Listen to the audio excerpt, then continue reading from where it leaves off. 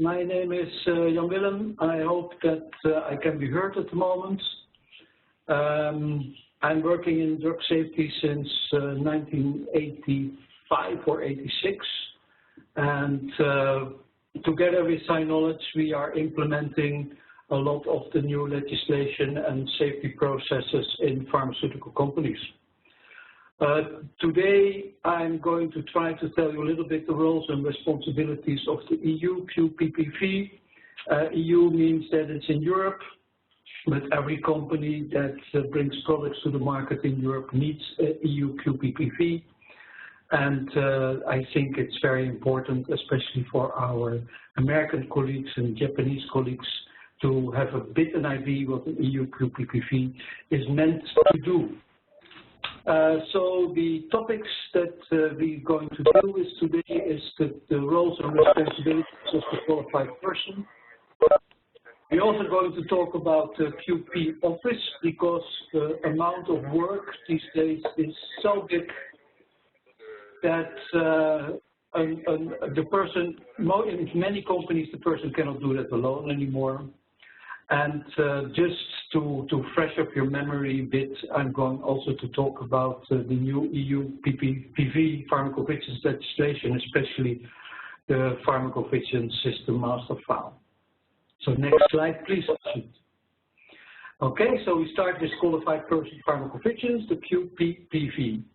It's a person, so that means it's an individual. It's not an institute, it's an absolutely individual. That person is nominated by a contract research organization or by the pharmaceutical company as the main person who is responsible that the company, which is the holder of marketing authorizations for products, meets its legal obligations for the monitoring for safety of the products that are on the market. What is very important to know is that this person must reside in the EU, not only as a resident, but also his working address should be in a country that is part of the European Union. That means automatically that countries that are not part of the European Union cannot have the QPPV as a responsible person in their country. In Europe, for instance, there are still some countries not part. Switzerland is surrounded by the European Union, but itself is not an EU country, so a QPPV for Europe cannot be in Switzerland. Each company should appoint one QPPV that is responsible for the overall pharmacovigilance of all their products. It can be that the company did divide or distribute their products over several units. For instance, a company that brings medicinal products, brings vaccines, and brings devices to the market.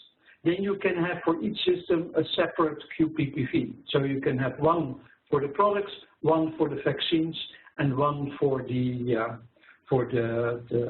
over-the-counter products or the medical devices or whatever.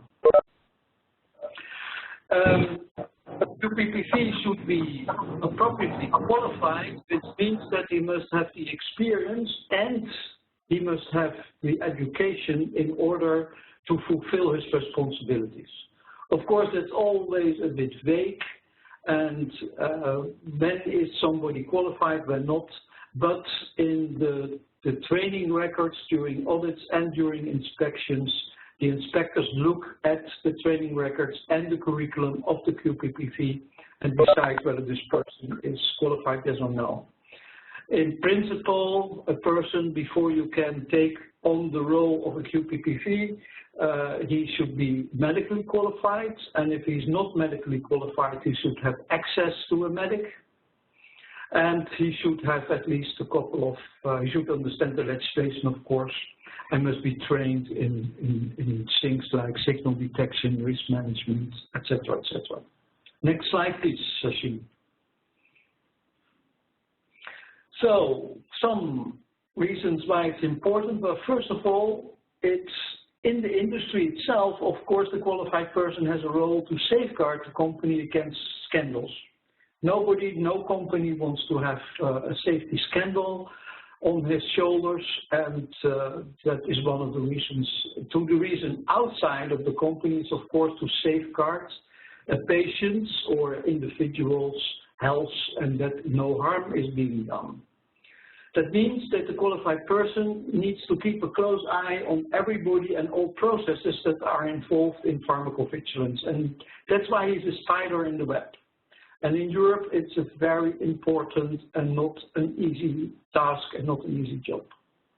So the QP's main concerns are, of course, ensuring the patient's safety, then complying with all the legislation, and also in order to do that, to persuade the company to keep their policies and SOPs in line with patient safety and with compliance. Next slide, please. So it checks whether the documented processes and procedures are up to date, they're complete, they're accurate, they follow the latest legislation, and despite the fact that there are always, European legislation and international legislation, he should also take care of local legislation, because some individual countries, they do not want less than the European, but many times than the European medical agencies or the central agency, but many times they want a bit more. The QP is also can be personally prosecuted. So when something goes very wrong, the QP can be called to court, and when it shows that he didn't have the appropriate level of responsibility within the company, didn't have appropriate training, or didn't have the oversight, then it could be a reason to send him to jail or to fine him for a large amount of money. Okay, the qualified person, so it's responsible for ensuring that the company meets its legal obligations in the European Union and the EEA for all the products that are on the market in Europe. And for knowing what is going on, the qualified person should know what's going on in the world with these products. So if a product is also in the American market or in the Canadian market or Australia or Japan, you name it, he must know what is going on there in order to inform the European Medicine Agency about the safety of the products. So the EU QPPV becomes more and more a global QPPV. Like I said, to safeguard company against scandals, and that's why you should have sufficient authority to influence the quality system and pharmacovigilance activities. Already said he must be in the EU, and he must be continuously and permanently at the disposal of both the company as well as the competent authorities, whether that is the central authorities in the EMA, the European Medicine Agency, or local authorities. Of course, one person cannot do that, so that means that he should have a backup, and the backup must be known in case that the qualified person itself is not available. Also, a QPPV is allowed to have holidays, or he can travel, or other reasons why he's not available, and then the backup must be at the disposal of the company and the authorities immediately. Next slide, Tassim.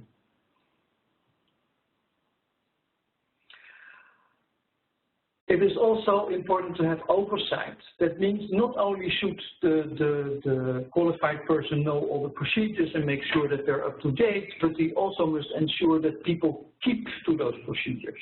And he must be able to demonstrate it.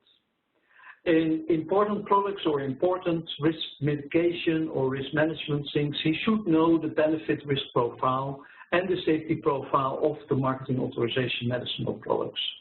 Of course, when you have a company with many, many products, it's not always possible that he knows exactly, immediately, the entire benefit risk profile, and then it's possible to tell the authorities, okay, give us a couple of days and we will find out and come back to you. To be successful, the person should be very active and very visible. He should receive all the relevant information, have access to the relevant information, and if decisions need to be made, for instance, in a drug safety monitoring board, or concerning new staff, or relocation, or you name it, everything that has to do with pharmacovigilance, he must be a member of this decision-making board, including a voting potential.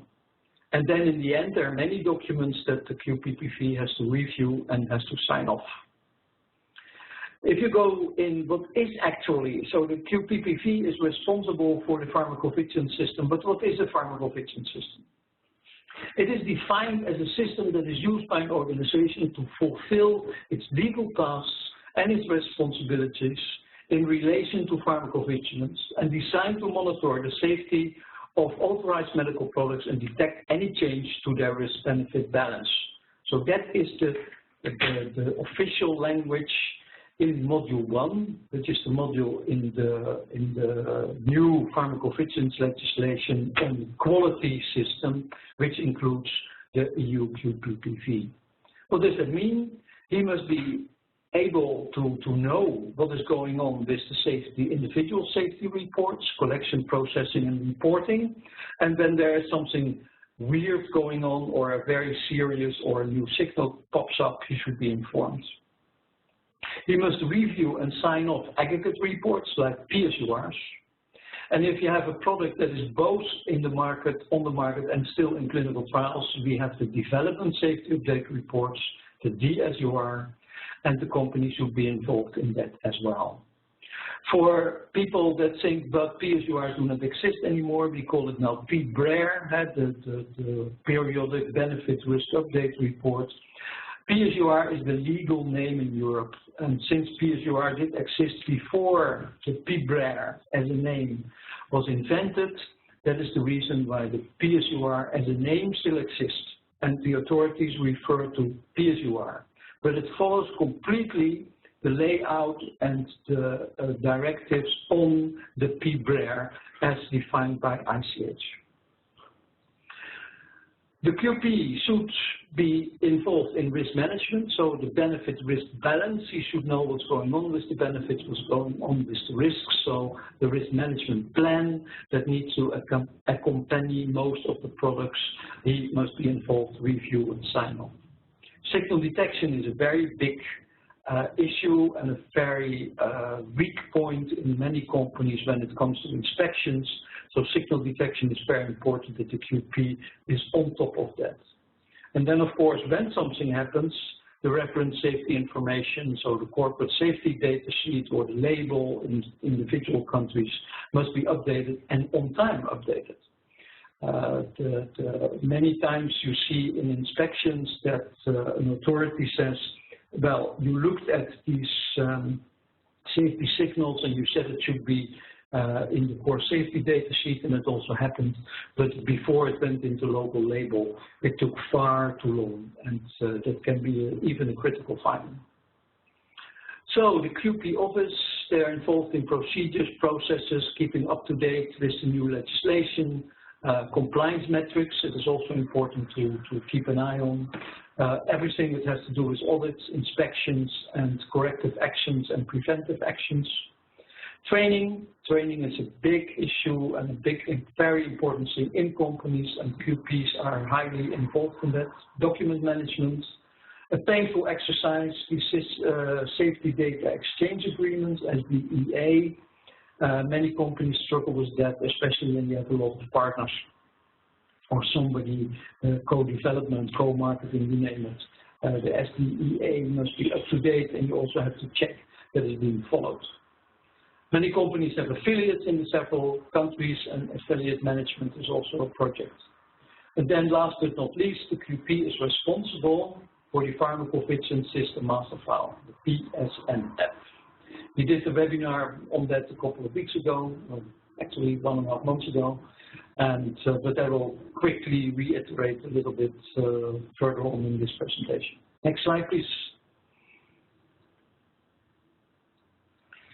Okay, so what is the safety oversight? Case reporting, especially when it's a fatal reaction or an SAE, aggregate reporting, PSUR, DSUR, review and sign-off, risk management plans, review and sign-off, signal detection, how the literature is being followed, but also in studies, in non-interventional studies, in interventional studies, especially when these studies are with marketed products, or when it's a PAS, a so-called post-authorization safety study.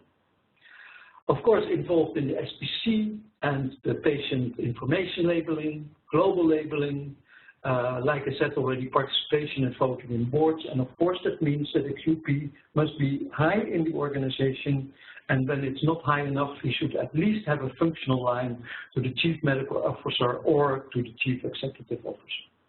Next slide. The QP office, next slide. What is it? What do they do? Well, I already told a little bit, and don't worry about these abbreviations. In all companies, they are named a bit differently. GRA is Global Regulatory Affairs, GDS is Global Drug Safety, Manufacturing speaks for itself, headquarters, with clinical, the QA departments, legal departments, the different medical affairs, the international business, etc., etc. EU health authorities, partners, affiliates, and CROs that are helping the company, and the QPPV is as a spider in the web. So with all these relations, it's important to know that the QPPV office must be able to listen, to learn. They must have the appropriate know-how to guide the people. They must support the different departments, but not do all the work. They should be able to answer requests or to act upon requests quickly, to make decisions. And it's not good enough to bring a problem to higher management. You have to get the problem together with the solution or a solution, and then decisions can be made. If there are questions to be done, and what is very important, that the threshold to reach the QP or the QP office should be very low. Next slide. It's also important for the QP office to ensure awareness, good communication, implementation of current and evolving new pharmacovigilance legislation. The oversight I mentioned already in great detail, ensure identification of new pharmacovigilance actions and issues, have a good oversight on the quality system, and especially do we do what we say that we do. And then last but not least, the communication. Next slide. Very quickly, we go to the new European pharmacovigilance legislation, where the roles and the responsibilities of the QPPV are already embedded. This new legislation comes in so-called in the Directive 2010/84, and there's a regulation that's a bit older, but all the implementation of these directives and legislation started on July 1, 2012 with the so-called GVP modules, the guidance on pharmacovigilance modules. Before that, a QPPV did already exist, and also some guidance on, actually more than guidance, some legislation on PV, good pharmacovigilance practice, did exist. And that was in so-called in volume 9A, and that was the Bible of the QPs or the heads of safeties in that time.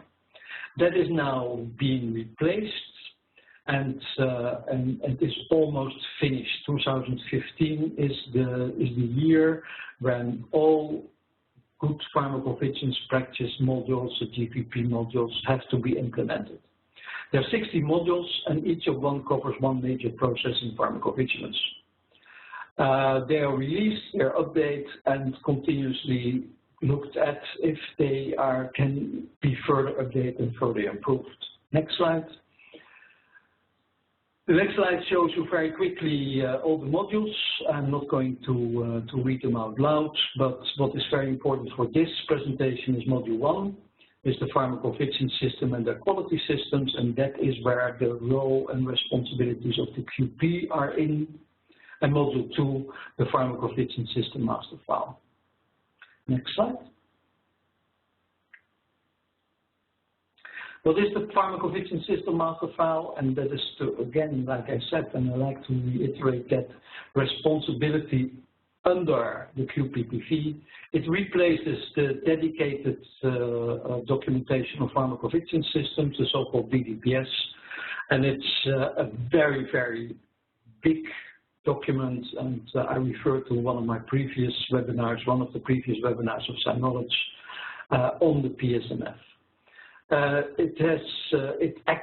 it makes the company completely transparent, because many items that are going on in the company must go in the PSMF. Which clinical trials do you do? Where are your partners? Which CROs do you deal with? How is your which SOPs do you have? What were in the last 10 years your audits and inspections, and what are the CAPAs, and how did you follow up those CAPAs?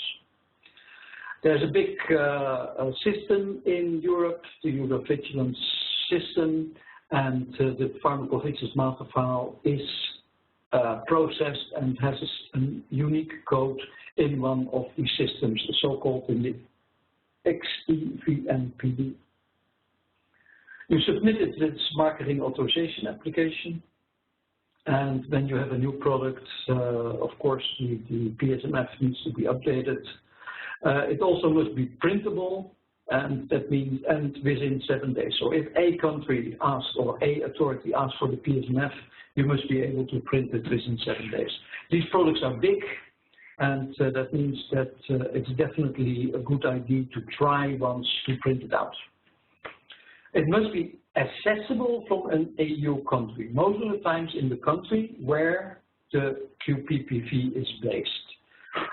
If you have a Swiss large international company or an American large international company, then the access should be at least from one of those European countries. So it can still be, for instance, the pharmacovigilance system master file can be on the servers in Switzerland or America or Japan, but it must be accessible.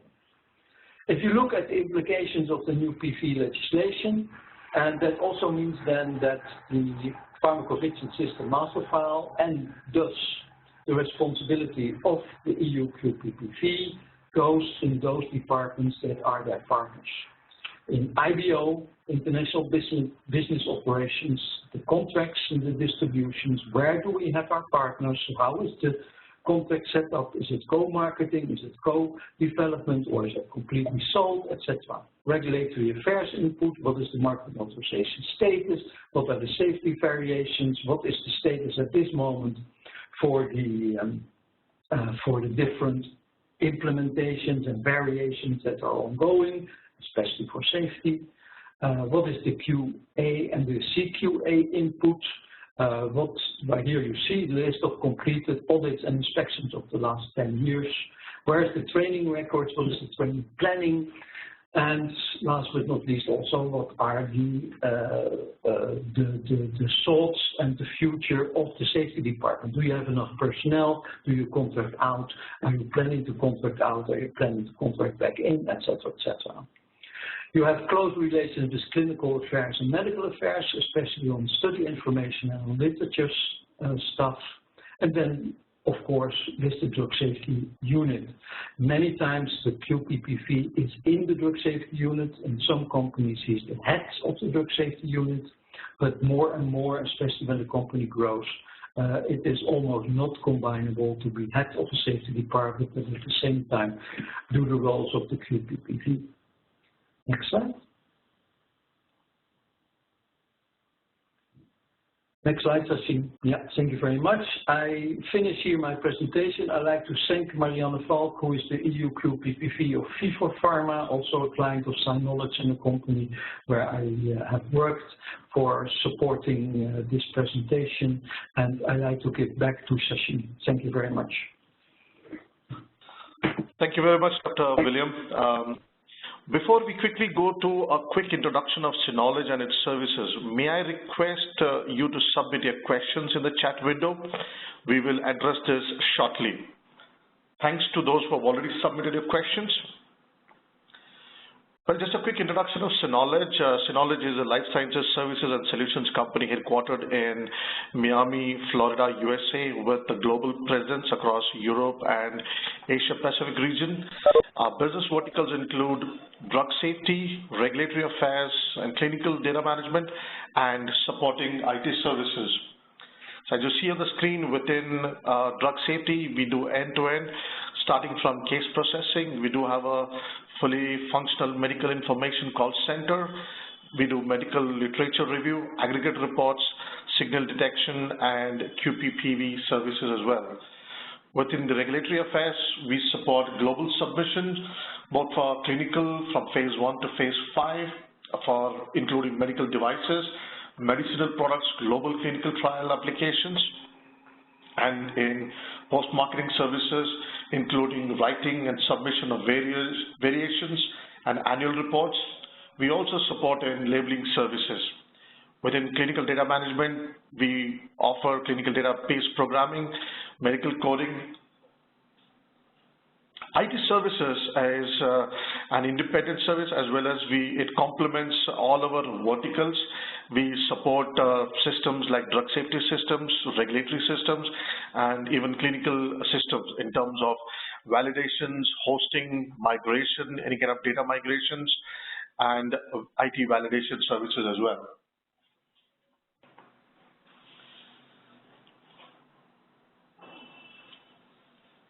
All right, we have now reached the Q&A sessions of our presentation. We have had a few questions come in. So we'll try to answer most of the questions within the time frame, but if we exceed, we will be answering that independently to everybody. So the first question is from a participant named Rachel. So her question is, which countries require local QPPV in the EU? Dr. William? Yeah, thank you very much. It's the so-called, what is referred to by the person who asked the question, is the so-called local responsible person for pharmacovigilance. And the reason that this function is installed is that the authorities want to talk to somebody who speaks their language, although everybody speaks English, but okay. And in my opinion also, it's installed as a kind of job protection for the local people and the local authorities. But okay, that you didn't hear me say. The countries that want a local, their own, is quite a long list. And I don't have that list immediately in front of me, but I can supply it separately, no problem, via the organizers of this webinar. But let's say the bigger countries, what I know of at least is that Spain, France, Belgium, Netherlands, Germany, Czech Republic, Croatia, Switzerland, but that's not EU, Poland, they need, so it's already 9 or 10 that I have in my head, UK of course.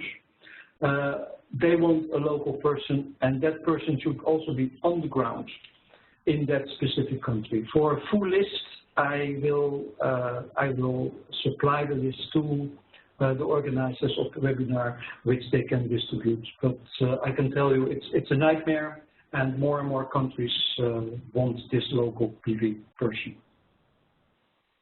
Next question. Thanks, Dr. Williams. So the next question is it really common practice in European companies that the EU QPPV is involved in business acquisition? Very nice question. It should, let's put it that way.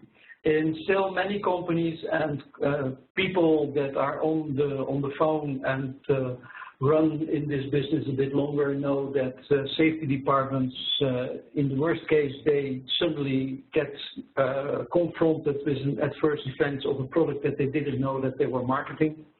That's a bad thing, and that needs to be prevented. Or when the entire contracts are already dealt with, that oh yeah, let's ask safety if they can do if the safety profile is okay and as a piece of the companies are okay, let's do an audit. That was definitely still common practice not so long ago. At this moment, I see that more and more companies, especially the companies that take it all very serious, but that when there is a business acquisition process and the companies are in a stage of their negotiations that they want to have an idea of their systems, that the QPPV or the QA department that is involved with the PV is requested to do an audit in one or the other companies, or to do a due diligence of the safety profile to see if it's not a dangerous product or a product that costs more to keep it safely on the market than it brings in profit. So the answer is not completely yet, but we're getting there. All right. So the next question is, when a company has not marketed products yet, but does run clinical studies, do they need an EU QPPV? The answer is, in principle, no. A QPPV is for post-marketing. So if the product is not registered as a marketed product in one of the European countries or the company has none, then you do not need an EU QPPV. You need an EU QPPV on the moment that at least one product is marketed and distributed through the normal channels to the patients. Of course, you need the safety department taking care of the serious adverse events and the normal adverse events and the signal detection in clinical trials, but you do not need an EU QPPV. Thanks. So we're running a little over time today, so I'm putting across one last question from a participant named David. His question is, Dr. William, what is the role of the QPPV in the oversight of interventional clinical trials, as there is no requirements for a QPPV within clinical trials directive? Well, I think that I answered part of that already with the previous question. What EU QPPV is doing when the product is reaching the market, that they can be involved with the risk management plan, which accompanies the file to be submitted for requesting marketing authorization. The QPPV has, of course, a lot of experience in supporting that, but officially, there's no role for the QPPV in clinical trials unless it's a clinical trial in a product that is also on the market.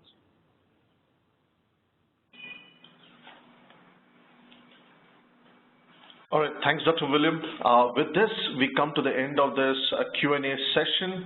I apologize for going a little overboard on time, but I hope this really helped all the participants. So we thank everybody for participating in this session. If you have any further questions, please feel free to reach us out on the contact details that we provided on the screen now. Additionally, a copy of this recording will be shared with everybody in the coming days. Thank you very much, everybody, and have a nice evening. And a nice day to all those in the US.